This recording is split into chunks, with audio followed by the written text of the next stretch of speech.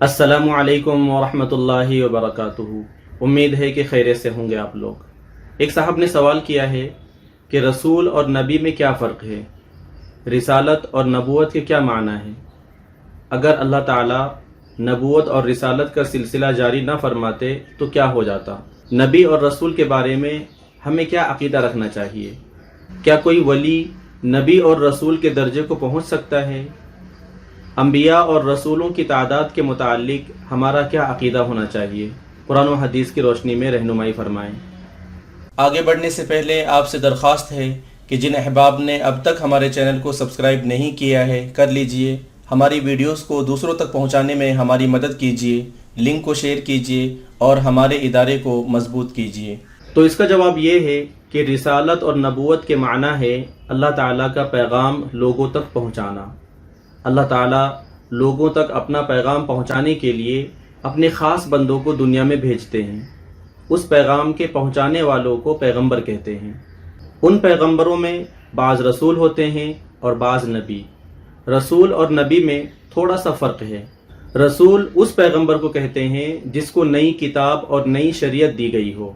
नबी हर पैगंबर को कहते हैं, चाहे उसे नई किताब या नई शरीयत दी गई हो या न दी गई हो, बल्कि वो पहली किताब और पहली शरीयत के अहकाम की तबलीग करते हों। और हर रसूल नबी है, लेकिन हर नबी रसूल नहीं है। पैगंबरों का दुनिया में तशरीफ़ लाना दुनिया वालों के लिए रहमत और बहुत बड़ी नेमत है। अगर अल्लाह ताला नबूवत और रिसालत का सिलसिला जारी न फरमाते तो इंसान न तो अपने पैदा करने वाले को पहचान सकता, न उसे अपनी ज़िंदगी के मकसद का पता चलता, न उसे भले बुरे की तमीज़ होती और न एक दूसरे के हुकूक को पहचान सकता।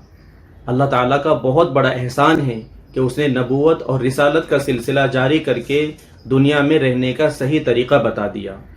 नबी और रसूल के बारे में हमें यह अक़ीदा रखना है कि अल्लाह ताला ने नबी और रसूल हर मुल्क में और हर कौम की तरफ भेजे हैं।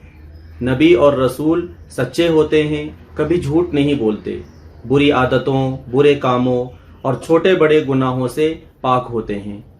अल्लाह ताला उन्हें अपने बंदों तक अहकाम पहुंचाने के लिए मुकर्रर करते हैं। वो अल्लाह ताला के अहकाम बंदों तक पहुंचाने में कोताही और कमी ज़्यादती नहीं करते और अल्लाह ताला के अहकाम पहुंचाने में न उनसे कोई भूल होती है और न कोई गलती होती है। वो अल्लाह ताला के अहकाम पहुंचाने पर बंदों से कोई मुआविज़ा और उजरत नहीं लेते। जो उनके पैगाम को मानता है उसे सवाब और जन्नत की खुशखबरी सुनाते हैं और जो नहीं मानता उसे अल्लाह ताला के अजाब और दोज़ख से डराते हैं। वो खुद भी अच्छे काम करते हैं और बुरे कामों से बचते हैं और दूसरों को भी इसका हुक्म करते हैं। अल्लाह ताला उन्हें मौजिज़े अता करते हैं। अल्लाह ताला उन्हें गैब की बहुत सी बातें बताते हैं।